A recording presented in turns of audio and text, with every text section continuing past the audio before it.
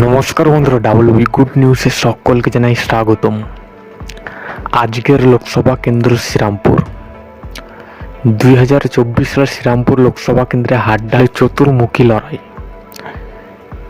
তৃণমূল কংগ্রেসের হয়ে প্রতিদ্বন্দ্বিতা করছেন কল্যাণ বন্দ্যোপাধ্যায়, আইএসএফের হয়ে প্রতিদ্বন্দ্বিতা করছেন শাহরিয়ার মল্লিক এবং জোটের পক্ষ থেকে প্রার্থী হয়েছেন দীপেন্দ্র ধর অর্থাৎ তরুণ মুখ। বিজেপির পক্ষ থেকে প্রার্থী হয়েছেন কবির শঙ্কর বোস। 2024 চতুর্মুখী লড়াই শেষে কোন দল জয়লাভ করবে শ্রীরামপুর লোকসভা আসনে, আজকের জনমত সমীক্ষায় আমরা দেখে নেব। সবার কাছে ছোট্ট রিকোয়েস্ট, চ্যানেলে নতুন হলে চ্যানেলটি অতি অবশ্যই সাবস্ক্রাইব করে রাখবেন সবার আগে আপডেট পাওয়ার জন্য। তো চলুন জেনে নিই। প্রথমেই আমরা জেনে নেব 2019 সালে লোকসভা ভোটের ফলাফল। 2019 সালে তৃণমূল কংগ্রেসের প্রার্থী কল্যাণ বন্দ্যোপাধ্যায় ভোট পেয়েছিলেন 6,37,707টি এবং 45.5%। কল্যাণ বন্দ্যোপাধ্যায় 2019 সালে জয়লাভ করেছিলেন। বিজেপি প্রার্থী দেবজিৎ সরকার অর্থাৎ সেকেন্ড পজিশনে ছিলেন, ভোট পেয়েছিলেন 5,39,171টি এবং 38.47% এবং পরাজিত হয়েছিলেন। জোটের পক্ষ থেকে সিপিআইএম প্রার্থী প্রাপ্ত ভোট পেয়েছিলেন 1,52,261 এবং 10.86%। 2019 সালে জয়লাভ করেছিলেন কল্যাণ বন্দ্যোপাধ্যায় অর্থাৎ তৃণমূল কংগ্রেসের প্রার্থী। এবার আমরা দেখে নেব 2021 সালে বিধানসভা ভোটের ফল অনুযায়ী কোন দল কত শতাংশ ভোট পেয়ে এগিয়ে রয়েছে।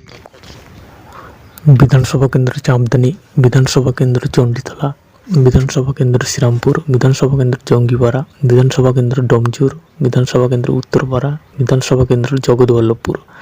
7টি বিধানসভার ফল অনুযায়ী কোন দল এগিয়ে রয়েছে অর্থাৎ কত শতাংশ ভোট পেয়ে।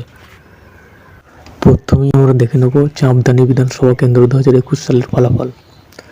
2021 সালে তৃণমূল কংগ্রেসের প্রার্থী 1,972টি ভোট পায় এবং জয়লাভ করে এবং বিজেপি প্রার্থী সেকেন্ড পজিশনে থাকে এবং 70,889টি ভোট পায় এবং পরাজিত হয় এবং কংগ্রেস প্রার্থী 23,272 ভোট পায় এবং পরাজিত হয়।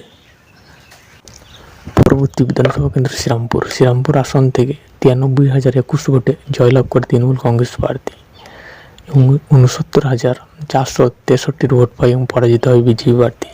19,410টি ভোট পেয়ে পরাজিত হয় কংগ্রেস প্রার্থী। শ্রীরামপুর বিধানসভা কেন্দ্রে জয়লাভ করে তৃণমূল কংগ্রেস প্রার্থী। পরবর্তী বিধানসভা কেন্দ্র জগৎবল্লভপুর বিধানসভা কেন্দ্র 2021 সালে ফলাফলটা যদি আমরা দেখে নিই।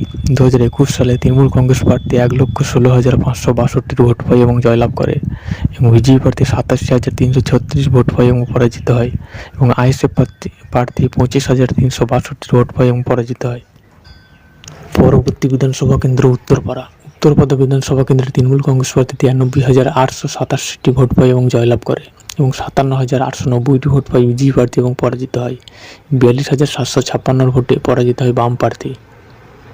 বিধানসভা কেন্দ্র ডোমজুর বিধানসভা কেন্দ্রে তৃণমূল কংগ্রেস প্রার্থী 1,30,499টি ভোট পায় এবং জয়লাভ করে এবং 87,660টি ভোট পায় বিজেপি প্রার্থী।